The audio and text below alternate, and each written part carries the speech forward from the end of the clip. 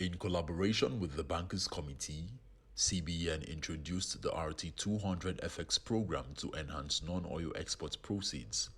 The scheme is designed to incentivize exporters in the non-oil export sector to repatriate and sell their export proceeds in the local foreign exchange market and earn a rebate. According to CBN, the country, Nigeria, has paid eligible exporters over 3.5 billion naira in rebates. At the maiden of the RT200 Non-Oil Export Summit 2022, on the theme setting the roadmap toward achieving RT200 and non-oil exports for development, stakeholders identified logistic constraints and funding gaps as key issues in non-oil exports. Navigating through the topic, Bridging the Finance Gap, Effects of the CBN Initiative to Boost Non-Oil Exports, panelists discussed the funding gap that exists largely in the export as well as the import trade. I will start with the MD of Nexim, and we'll put you on the spot here because export finance facilitation is rests squarely with you. If you look at your competitors, and I won't want to bring up the likes of Ghana, the likes of Malaysia, Indonesia. Recently, Indonesia, the Exim Bank got about $750 million from the US Exim Bank to support and facilitate export financing from Indonesia. What do you think will be the major impediment to us achieving the $200 billion that the governor has set, and what progress over time have you done? Bear in mind that in the last 8 years, since 2014, the central bank has provided funding and support to you. But please, can you just give us progress on that? Thank you.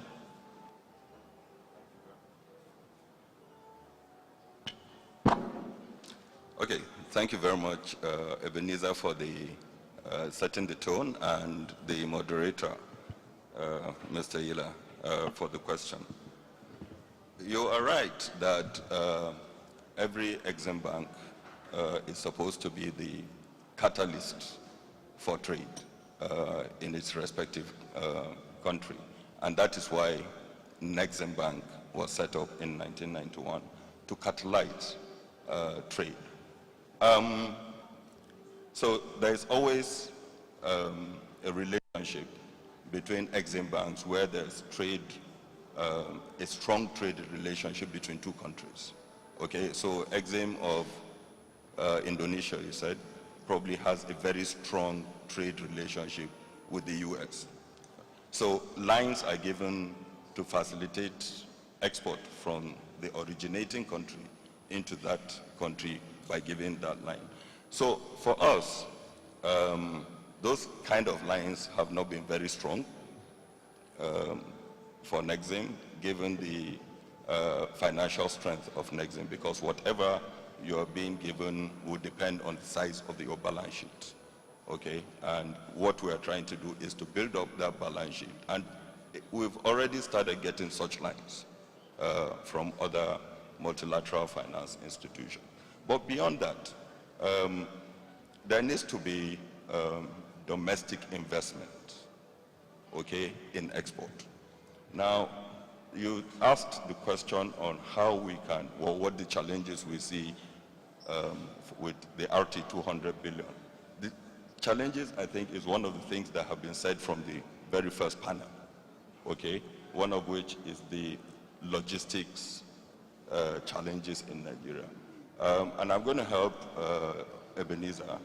Before the interventions of central bank, the loans from the commercial banks to export, dedicated directly to export, was about 0.5% of total loanable funds.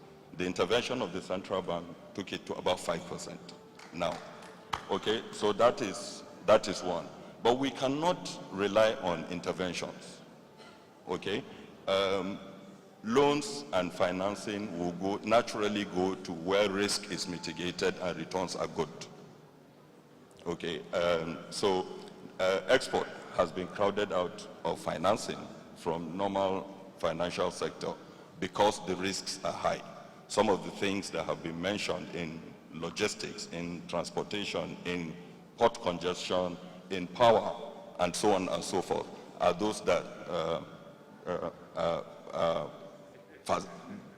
stopping financing to go into export. So how are we going to, interventions are supposed to be catalysts for the industry to pick up. We have to de-risk, one. We have to provide alternative funding. And when I say alternative funding as regards export, now I'm talking of things like factoring. Global trade is done majorly on factoring now. 80% of global trade is done on factoring. And that is a natural funding, especially for SMEs that can refinance themselves and keep the cycle going on and on and on. So for us, the interventions are good. Somewhere like 2 trillion naira has already gone into export or export-related investments from the central bank. But it is going to be grossly inadequate to support the raise to $200 billion in 3 to 5 years. We have to look for alternatives. Speaking on the strategic planning on the non-oil sector, Nneka Ikpe, MD Fidelity Bank, expressed that the bank chooses to remain an exporters' bank of choice, not only to provide finance but to hold on to exporters to bridge the knowledge gap under intervention, building capability on export business opportunities, and everything they should know about the CBN RT200 FX repatriation program, as the initiative is to leverage on non-oil products, especially in agriculture and many other products for exports.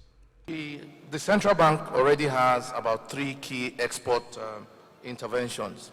And of the 1.3 trillion that has been made available between the EDF, the NESF, and the EFI, only about 220 billion has been accessed. So MD Fidelity, what exactly is going on? What are the exporters saying? Why are these applications not coming to the central bank? Out of 1.3 trillion, we've just done about 220 billion.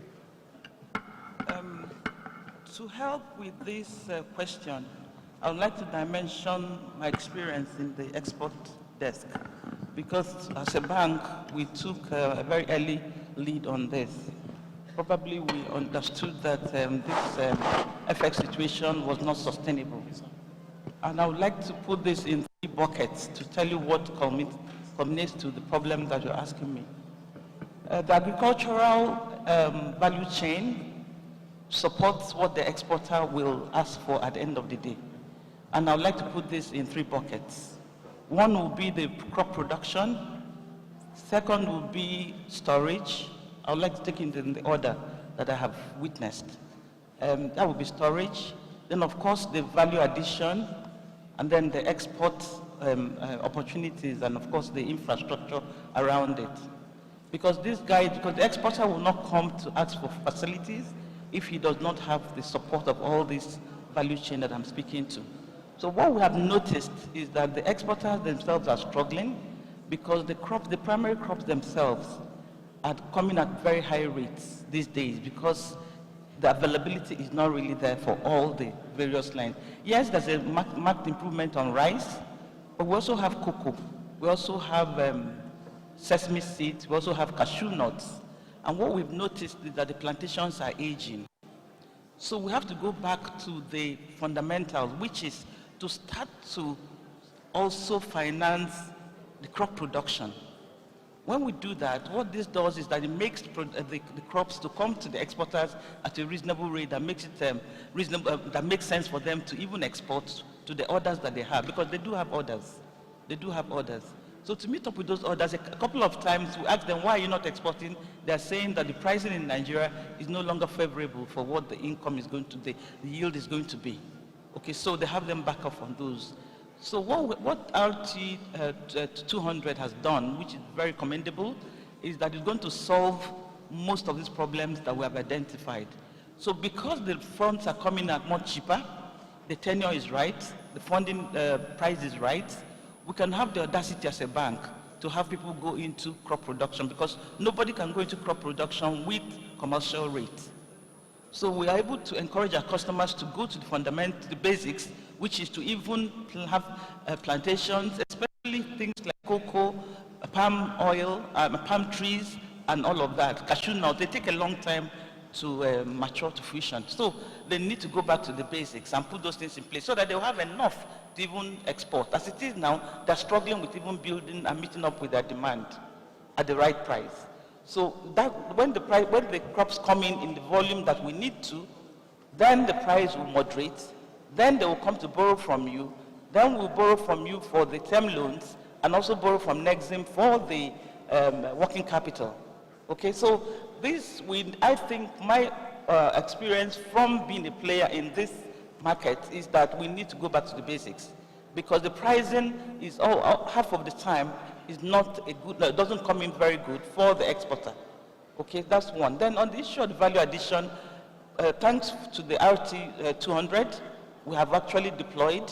We have a presence in all the political zones of Nigeria, physical presence, as that we have a desk there. So everybody is being encouraged to backwardly integrate, to ensure that they put the machinery in place to add value, because the exporters now can, if they add value, get 3 times the revenue on the cash product that they were exporting before now. Then export now makes sense. Okay, so the value addition will go a long way to solve this problem. I'm sure you're going to see very soon, because of course we have to do all our documentation and get it right. You see a lot of applications coming in for machinery to add value to the, because we've gone past the approvals, so it's now time to apply for the machinery that they need to do this value addition. But like we said at the Bankers Committee, this will take anywhere between 6 to 9 months to come, because I mean, they even have to manufacture the plants anyway.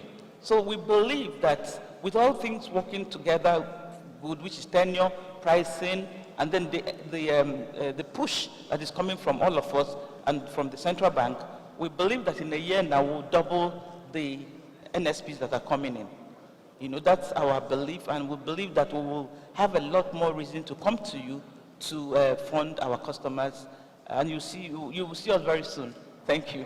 On his experiences in utilizing the intervention of the CBN, especially those that are export-focused, Miriyala Krishna, MD Wakot, made suggestions on how to conserve all the value erosion happening in the finance gap. We'll now move on to Wakot. You've benefited from some of the interventions of the central bank, especially those that are export-focused. We want you to share your experience, and you have a couple of DFIs and the deposit money banks here. As we race to $200 billion, what are the suggestions and what has been your experience over time, you know, utilizing the interventions of the central bank, and what has the effect been on the business of Wakot? Sure, thank you. Governor, ladies and gentlemen, and the panelists and the chairman of the panel, thank you for the opportunity. I think I'm one of those few non-bankers here, so pardon me for any gaffe. Now, talking about what do we have with us? We have Nigeria, which is one of the largest economies in Africa. Let's admit that and be proud of it. Second, we have a real representation of free market economy in Nigeria. Let's admit that as well. And then we have a progressive central bank, CBN, who has been augmenting or helping or intervening in augmenting domestic production, which has been growing for the last 5-6 years. And that has to be acknowledged. And with that, and this has been fueling non-oil exports over the last 5 years. Now, at the same breath, we must admit that Nigeria is strategically located in West Africa and having proximity to the premium markets of Europe and US, or North America for that matter, and could strategically be using it for its advantage versus the Asian economies or exporters. Second, we also have a common terrain with all our friendly nations in ECOWAS and nearby countries like Cote d'Ivoire, Ghana, and I would like to say that in all of these, where sesame, cashew, cocoa, they're one of the largest exporters to the world from West Africa, and we as a company as well, as a group, TGI and WACOT, participate in those exports. Now, while that's a standing recognition for what we have in Nigeria, we are all proud of it, and there are a couple of things. If we realize one of our colleagues or panelists spoke about LDCs. Now, if we realize, and all of us are working to be going away from globalization and into individualization and bilateralism. So in this, we see that significant benefits go to LDCs as far as destination markets are concerned. I'm going to flip around the topic here, which talks about bridging the finance gap. I'm going to talk about how we can conserve all the value erosion that's happening in the financing part. Now, where I say is, for example, LDCs get duty benefits at destination markets, whereas Nigeria, a big economy, does not get any benefits. As a result, there is a value erosion in the exports, and hence there is a lot of propensity to have informal exports, as we call, and that's impacting the genuine exporters. The other part is we have, as a group, our sister concerns have our farmers as our key, let's say, stakeholders. And the good intervention which has happened, which is the PFI, albeit that we have significant input cost increases, which has resulted in increase of output costs as well. And eventually, the margin squeeze which is happening is going to the exporters, right? Because on one side we have the destination market squeeze, on one side we have the input cost increase. As a result, the exporters are getting squeezed. And the second point is, this is where RT200 has helped and is going to help further strongly. But here, while we commend the ongoing RT200 activities and the support and the incentive that it's going to give, the 3 points that we would like to stress here. One is, we're very thankful for the interest subsidy in the working capital that is provided, and we would urge and request the CBN and the commercial banks to continue with that and extend it. Second is a clear block-wise or a bilateral agreement in getting us concessions in our destination markets. For example, sesame in China attracts a duty from us, but from us in Nigeria, but definitely not from the LDCs. So can we humbly request the government, the CBN, to engage bilaterally to support those areas? These are policy supports basically. And the third part, while we are continuing to export agri-products, by and large, the world is increasingly moving towards healthy food products. And the origination of that lies in sustainable, for example, in sustainable cocoa, in, let's say, organic sesame, and both of us, both the products we engage, and I'm sure our fraternity of exporters in agri-business also engage in.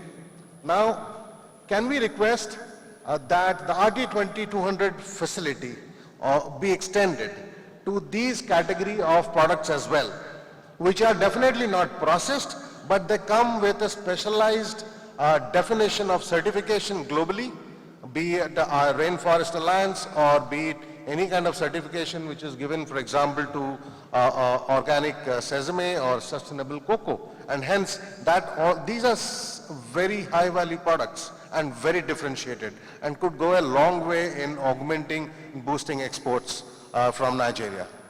And lastly, of course, while it has been repeated, we would definitely be interested in seeing a dedicated terminal for exports, which would expedite and again prevent erosion of value. That is where the finance bridge comes in. Yeah, Maybe it's good listening to WACOT giving their perspective. And institutions like WACOT, Dangote, even Metal Recycling, they have a proven track record in terms of exports. So won't it be appropriate for us to be asking, if we ask you to quadruple what you are doing in terms of export proceeds repatriation, what support do you need to be able to achieve it?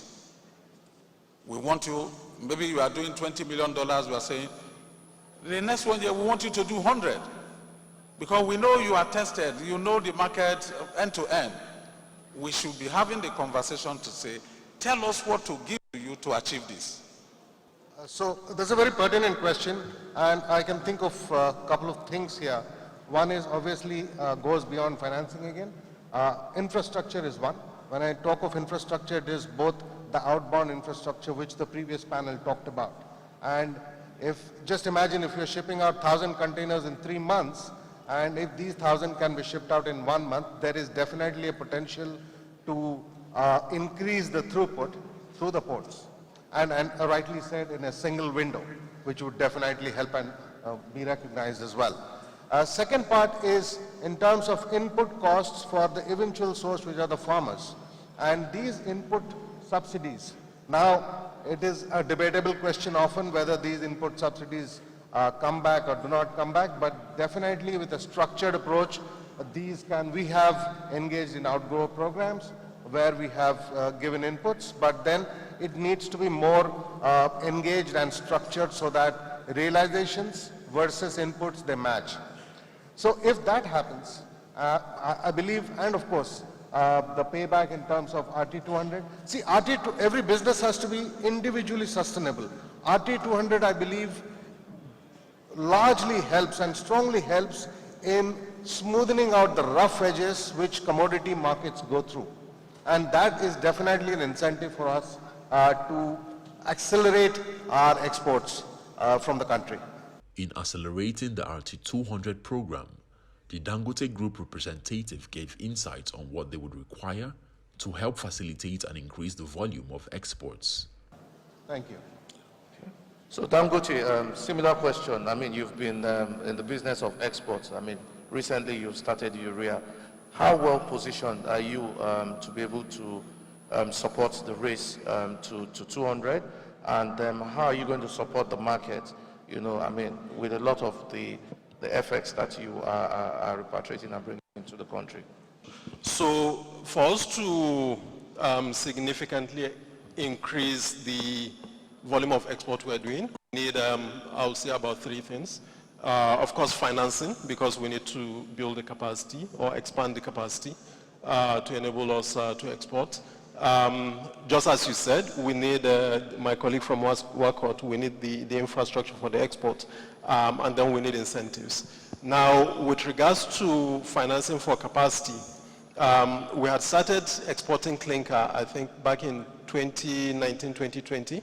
But as the market grew, it was clear for us that we needed to satisfy the domestic demand for cement in Nigeria, and we had to hold back on some of that export.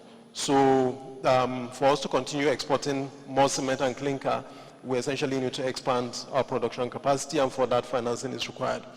Same applies to other products. With regards to the infrastructure, is essentially boils down to the port bottleneck, which has been mentioned.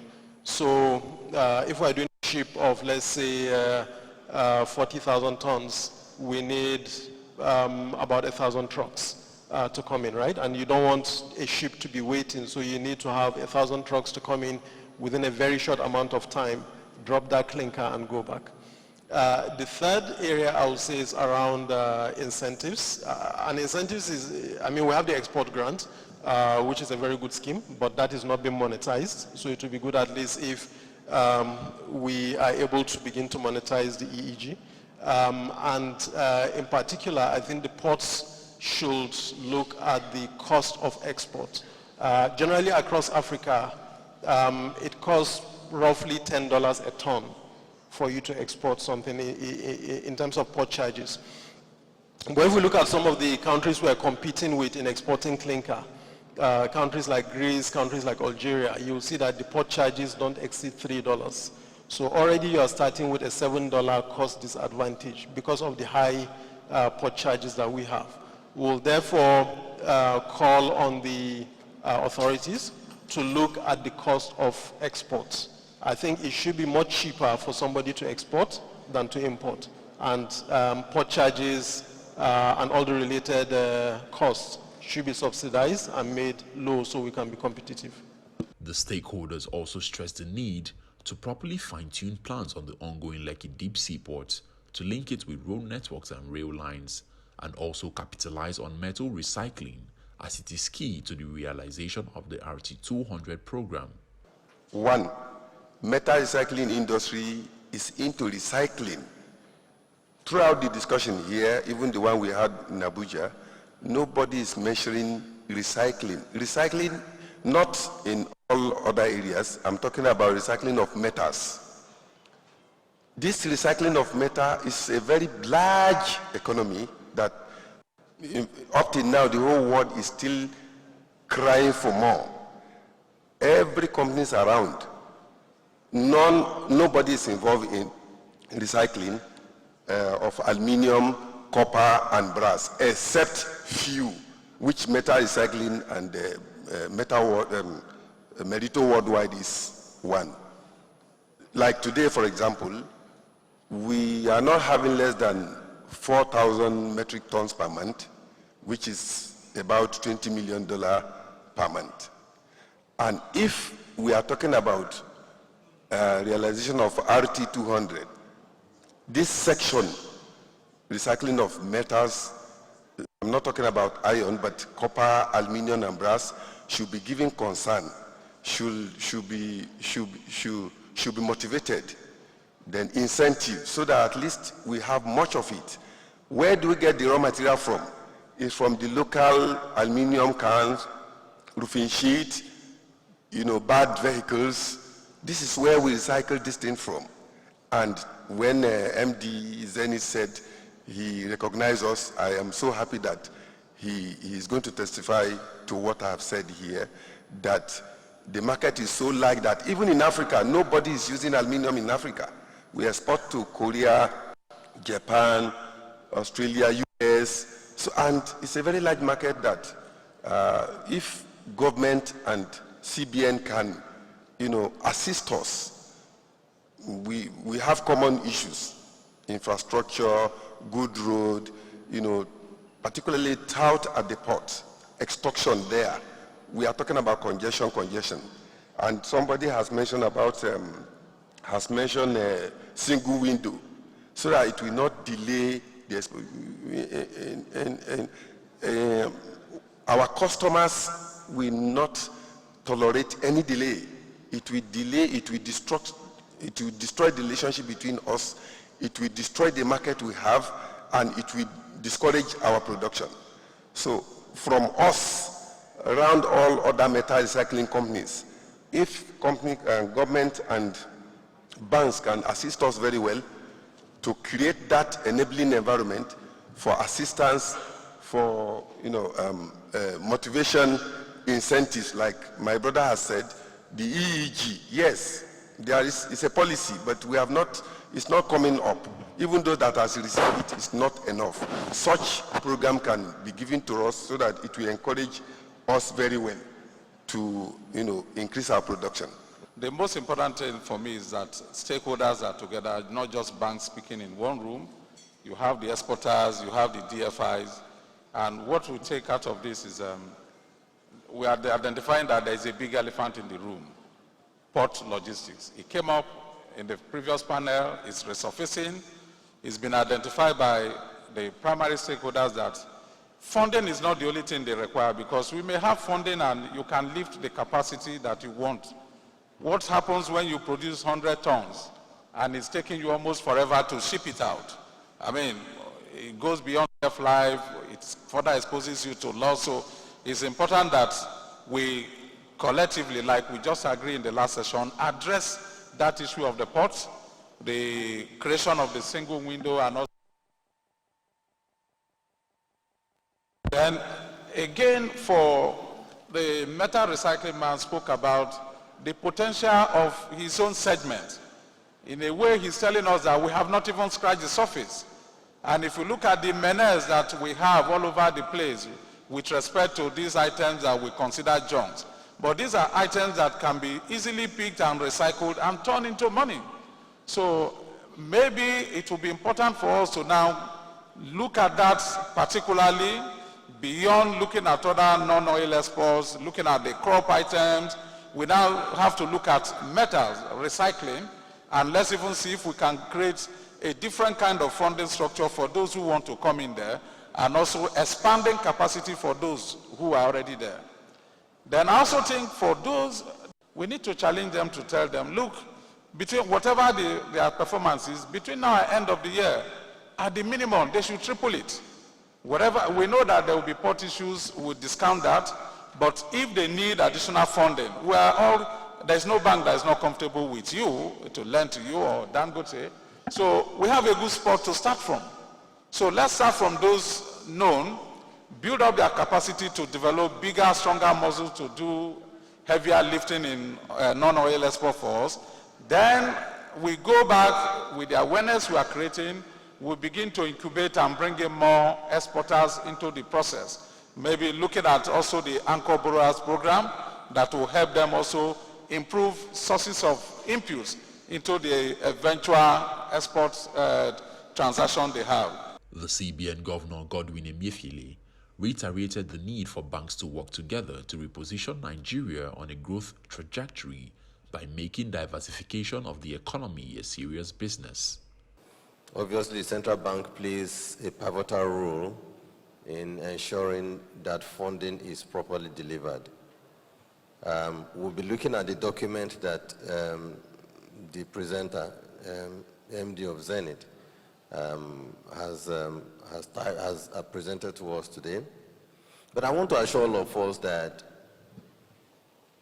and I'm happy that the banks and the CBN are committed to this program. Why am I saying this? The central bank has often told the banks that there is no regulation that says that central bank must sell dollars to you to meet the import needs of your customers. But again, we would continue to do so, but we would like to also have your feet on fire to ensure that you do whatever is needed to ensure to see that you generate your own proceeds or FX to meet your import needs from customers that are exporting and receiving repatriated funds. So we will continue to work with you. In the area of funding, we note the points you raised, pricing, the credit risks, and all that. We will be working with Nexim. Luckily, the CBN is the major shareholder in Nexim. We chair the board of Nexim. We have members, executives in Nexim.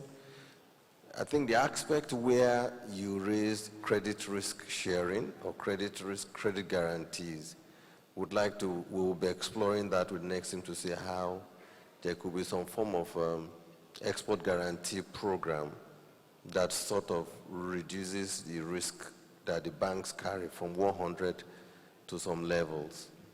But again, it's important that the banks must know, like we have always said since the beginning of this program in February, that the CBN is actually looking forward to a situation where the banks will play an active part in this, without necessarily looking at the pricing that you earn or income you directly earn from the loans you grant.